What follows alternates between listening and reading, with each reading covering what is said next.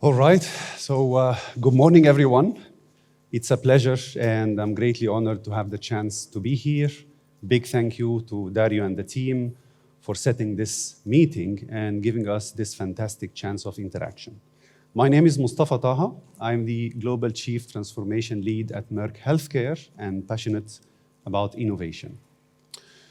Listening to all the speakers yesterday and today, I can say that we're all revolving around many important topics like omnichannel, transformation, personalization, content, and this paves the way perfectly for me for my topic on how to shape the business innovation model and how to link it to the commercial strategy.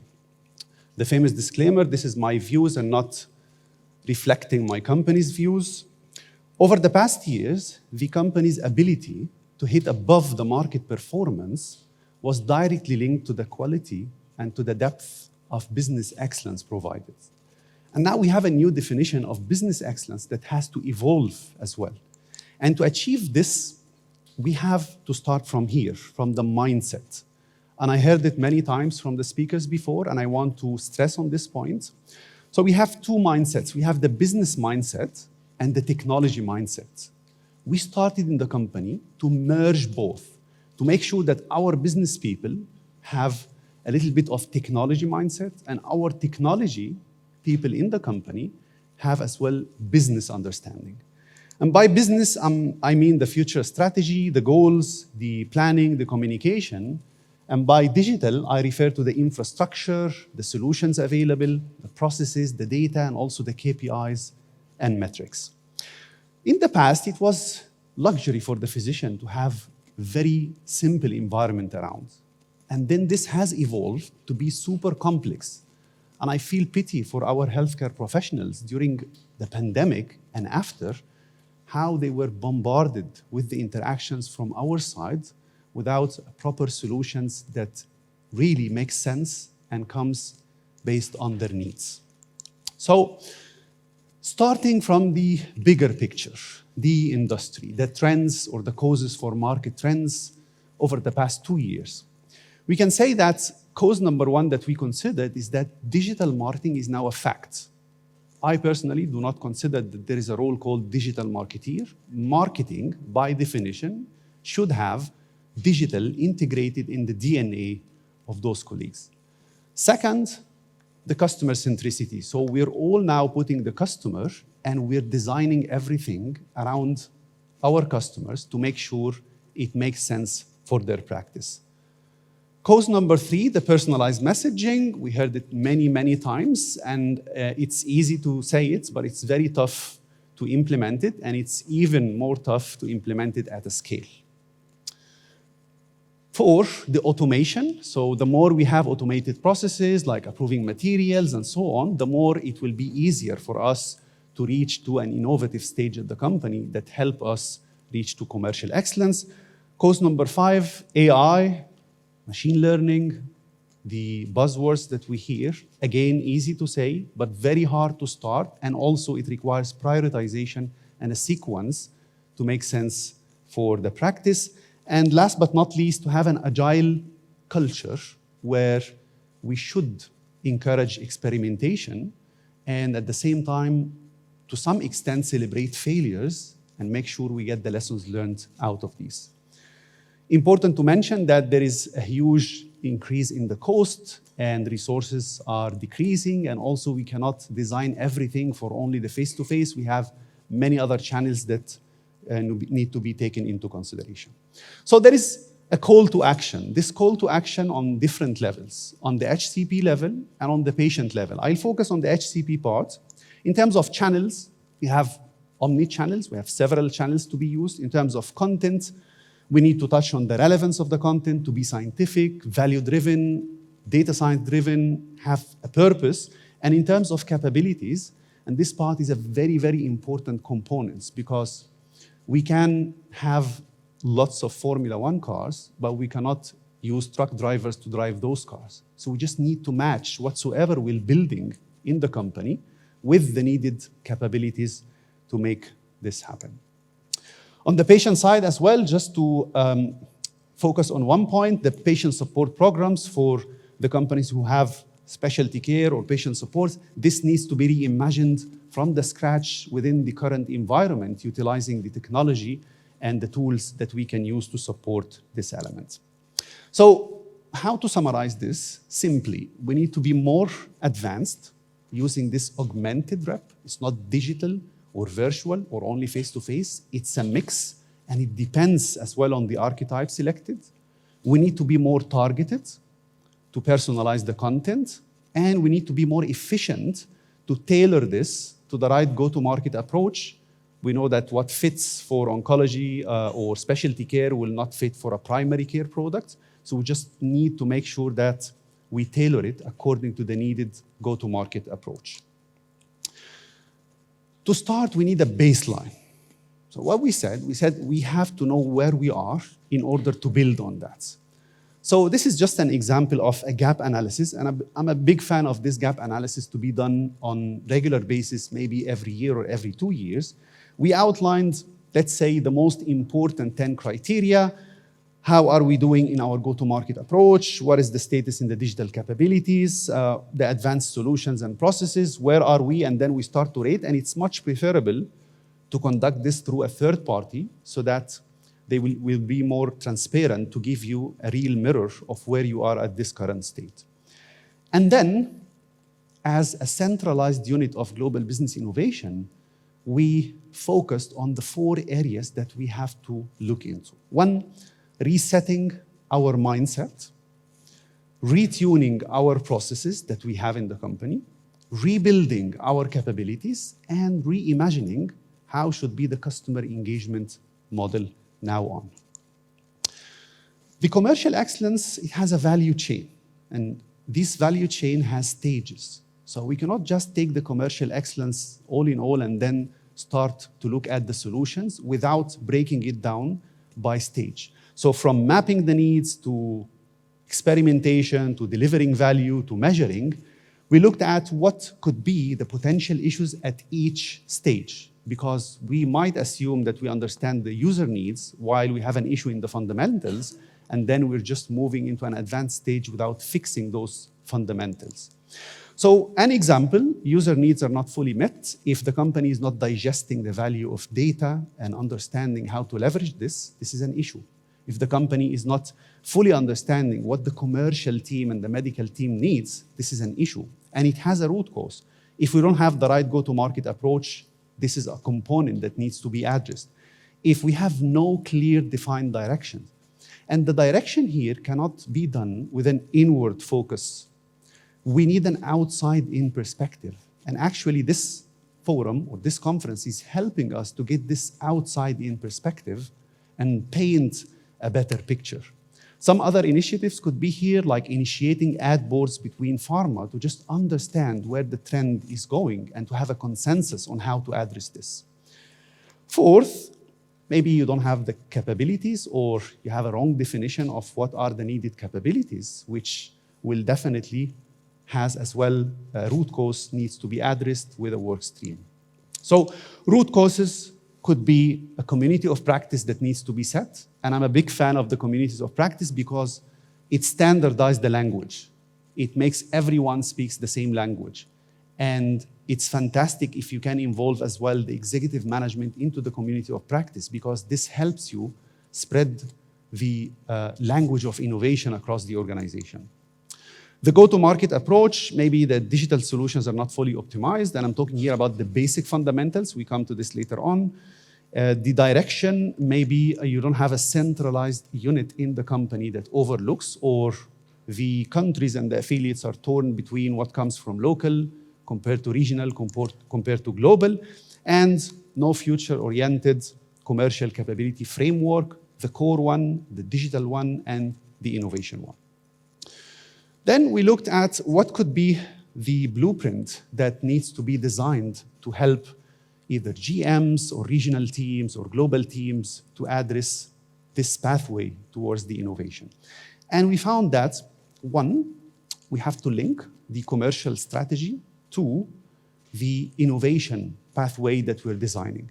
And commercial excellence should not be separate. It should be directly linked to the franchises or the therapy area strategies.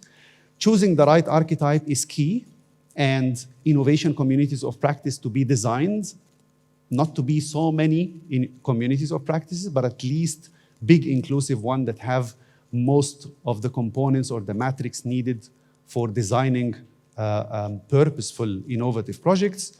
Design and operationalize the advanced solutions in a way that comes based on a need, not based on a trend or something that we can do because we know we can do. And creating accountability and closing the loop, because sometimes we fall into the gap of delivering something and then we move to the next thing without putting the right KPIs, closing the loop, impact, tracking, lessons learned. Is it worth to be scaled up or no, or it's just an experiment for learning? Choosing the right archetype, there are very famous archetypes available already in the industry, A, B, and C. A, the one that focus on efficiency and effectiveness. I think in the past it happened in many pharmaceutical companies where they have like a primary care product, it doesn't require lots of face-to-face interaction, then they moved to have the sales deployment plan focused mainly on digital. The archetype B, the customer centricity, which looks at the dynamic segmentation. And I liked the presentation yesterday by the gentleman from Sanofi where he highlighted the importance of this component, the AI utilization in this one, and archetype C is the service innovation one, the communities of practice, celebrating failure, pushing people to try new things. And we've selected a hybrid model, a hybrid archetype between B and C, which doesn't mean that we will just drop the effectiveness and efficiency, but we will mainly design our innovative solutions towards this customer centricity and service innovation. Speaking about experimentation, it's very easy to put a topic and then to start and implement it, next best action or a marketing mix modeling or sales correlation analysis. But from our views, it's very important to take this step by step and not to just jump into a solution without preparing the ground in the organization. And I'm a big fan of this segmentation topic because it looks at the historical data, it gives you a proper standpoint of where you are, what can be done in the future. It paves the way for very nice, novel, data science-driven solutions like correlating sales to your activities, understanding the needs of your customers. And in the past, we looked at our physician from one angle, just one color, potentiality A, B, C, which is totally obsolete nowadays. And in the future, it will be multidimensional, like a holistic view, which will enable us to optimize our omnichannel, enable tailored actions. And again, when we look at this advanced segmentation, if we want to do this, and I'm a market that not yet utilized my omnichannel analytics platform, or I don't have proper data or proper CRM in place, then this doesn't make sense to be optimized at this moment. You have to go through a journey to activate your channels, after activating the channels, to set the right KPIs, put it in a proper dashboard, build an analytics mindset for the company to utilize this dashboard, and then historically pull up the data and start to analyze it, put the algorithm to give you the perspective of what needs to be done with those physicians. So as said, economical value segmentation, A, like x-axis and y-axis, what is the potential of the physician, what's their adoption level, okay, what this will give us in terms of what to do with that physician, very minimal info. Years ago, there was the behavioral segmentation that was mainly in the specialty care, the innovator, traditionalists, which helped much to understand in segmentation and targeting. And nowadays, I think a prerequisite in the full picture for the marketing model in the company is the channel preference one. So we need to understand the preference of the physician towards each channel.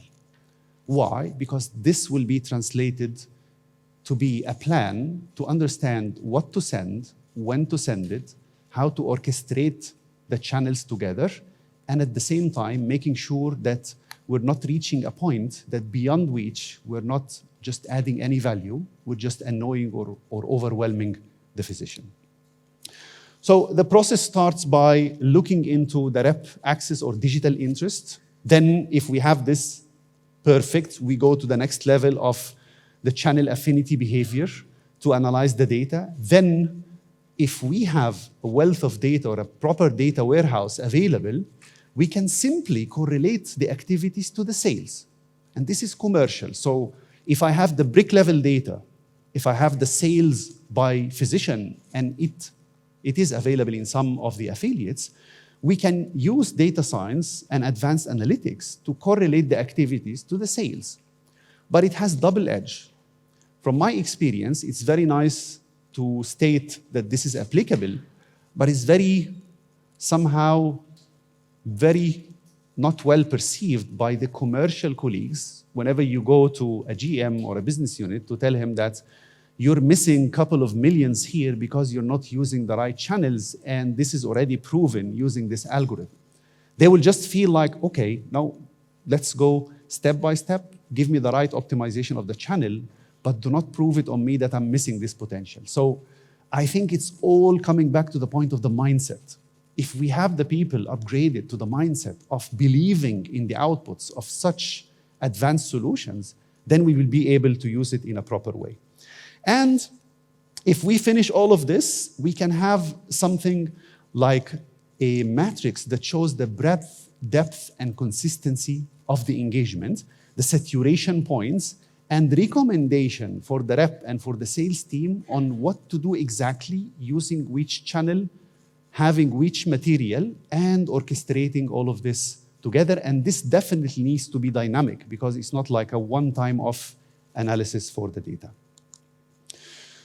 I like to always present this perceptual mapping because when we use the term innovation, sometimes it's misinterpreted or there's no unification of the definition here. In any company, there are things that are basic foundation. So if you have something like a virtual aid, now it's basic. If you have the marketing excellence tools, now it is basic. When we look at the innovation standardization quadrants, those are the innovative solutions that are in the companies now, but standards available and everywhere. The quadrant that I assume that most of us are struggling with, this experimentation one. So you might do next best action, you might do sales correlation analysis, advanced segmentation, but it will be in some pilots. And to the previous session, it will be very hard to move it to be standard and to move from an experimentation stage to be a standard stage. I believe that this requires partnership, building the mindset, creating the needed matrix of the three muscles, the business project leads, the data science team, and the IT team, with a mixed merged mindset of business and technology to be able to move as much as possible the experiments into the standard phase. So we at the company realized that this kind of machine needs to work all together. The customer engagement team who works on commercial excellence, the process optimization who works on the automation and facilitation of the customer engagement team's work, the capability building who equip the teams to be upgraded and be able to digest and use those novel solutions. And last but not least, the IT and data science unit that will be the generator of all those innovative solutions. My final slide, the key lessons learned were mainly business transformation is a journey. It's a key to thrive into the future, and it will never stop from now on. Second, establishing the community of practice. This is the start. This is the big voice in the company to help people understand the topics that you want to convey into this context of innovation. Third, building capabilities is key. So MST, the mindset, the skill set, the tool set. Experimentation, this is the bridge. So pilot it means we have a pilot in a country. Experimentation mindset, it means I'm willing to do this thing even if I'm not very much sure if it will help me or no. And even if I am sure, sometimes I'm a bit hesitant to have this into my market. So if we have this experimentation mindset that even if it will not be valuable, you will not be penalized, this is important to bridge the gap. And finally, to maximize readiness, this again has to be a continuous process in order to have or to capture the commercial opportunities for the future. Thank you very much.